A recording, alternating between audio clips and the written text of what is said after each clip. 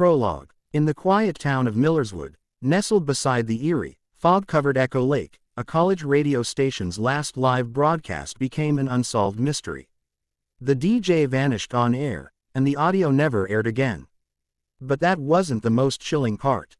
Some claim if you tune your radio to 96.6 FM at 3 a.m. on a foggy night, you'll still hear her scream. Scene 1. The Vanishing Voice. October 13, 2022, 3 a.m. Caitlin Drew, a 22-year-old communications major at Millerswood State College, was hosting her midnight radio show, Whispers After Midnight, on WMSC 96.6 FM.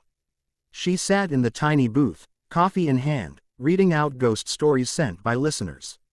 Her voice, soft yet confident, drifted over the airwaves. Then came her final words.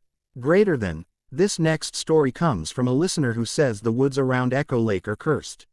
She claims her brother disappeared while hiking there, and all they found was his phone, still recording. Then static. No one ever heard Caitlin again. Scene 2. The Investigation. Campus police arrived by dawn. The station door was locked from the inside. Caitlin's notes were still on the desk. Her coffee was still warm. The mic was on. The red, live, light blinked quietly. But Caitlin was gone. Detective Laura Moreno, with 17 years in the Millerswood Police Department, was assigned the case. The audio logs from that night were corrupted, except for the final 10 seconds. Greater than whispers, wet breathing, and then, a voice not Caitlin's. We're still listening. Her roommate, Gina, said Caitlin had been obsessed with the legend of Echo Lake and was researching drownings and disappearances from the 1970s. She found a pattern. Every 13 years, someone vanished from near the lake. Always in October, always after dark. 2022 was the next year in the cycle. Scene 3. The Legend of Echo Lake. Locals said the lake had never been natural. It was built over a small town flooded during a failed dam project in 1952. The government paid off families and moved them out. But not everyone left. Old newspapers spoke of a family, the Whitmores, who refused to evacuate. They were labeled cult-like, seen performing rituals with bones and animal blood. Then, the waters came. Their screams echoed under the rising tide. Since then, odd things happened. Divers reported hearing voices below. No fish lived in Echo Lake. Boats capsized in calm weather. And on foggy nights, people saw faces in the water. Scene 4. The Lost Tapes. 6 months after Caitlin's disappearance, a janitor at the college found an old shoebox hidden behind insulation in the basement under the station. Inside were 3 cassette tapes labeled Echo 1. She's Calling. Echo 2. Below the Static. Echo 3. I heard them too. The first 2 were barely audible, scratchy voices, strange whispers, and the sound of gurgling water. The third tape, it ended with Caitlin's voice, crying and saying, Greater than. They're under the lake. They're listening through us. The radio, it feeds them. Please, shut it down before the next one airs. Then loud static, followed by a strange tone, a deep, resonating hum that made listeners feel nauseous and dizzy. That tape was confiscated by the FBI the same week. Scene 5. The next broadcast.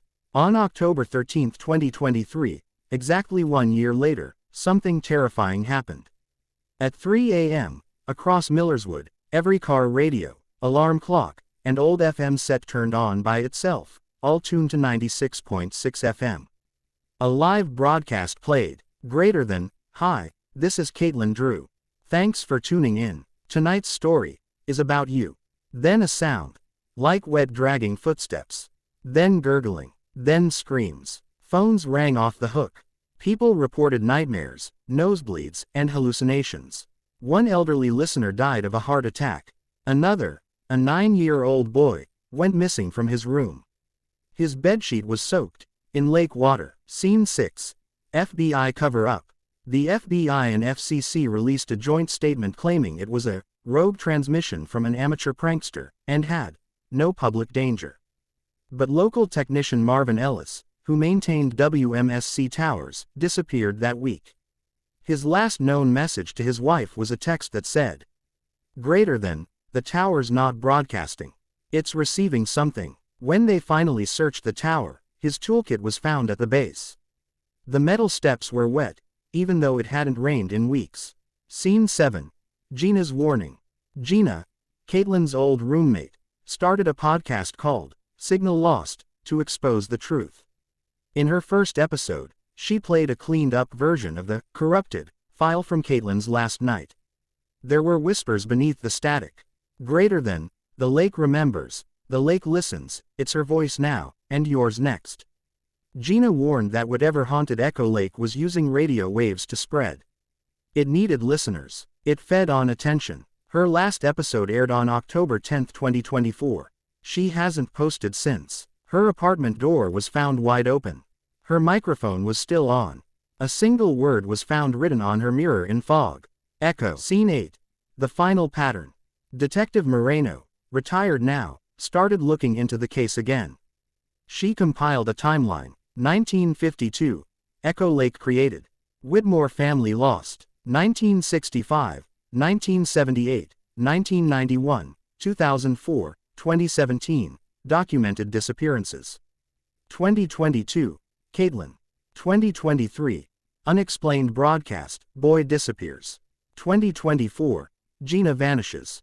She realized something horrifying. Every 13 years, it starts with one disappearance, then grows. And now it's accelerating. She left a final report, mailed to her sister in New York. Greater than, it's not just Echo Lake anymore. It's the frequency. The signal is alive, it's evolving, and by 2025, it might not need the lake at all. Epilogue. 2025. Right now, as you're reading this, some claim they've heard WMSC 96.6 again. Even though the station was dismantled. Even though the tower was torn down. Listeners say if you're alone at 3 a.m., in a dark room, with any radio or Bluetooth speaker on, and you say the words, "Tell me a story, Caitlin," the device turns on by itself. And what you hear will be your last broadcast.